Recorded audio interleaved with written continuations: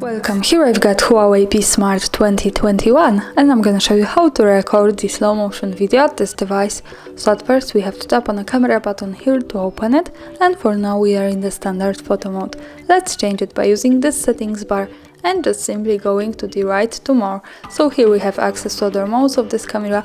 One of this is the slow motion here, so when we tap on this we can start recording the slow motion video by using this big button at the center.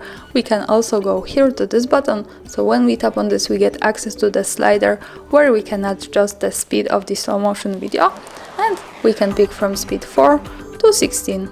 Like that, as you can see. For now let me stay, for example, here on 4 and let me start recording to show you how it looks like.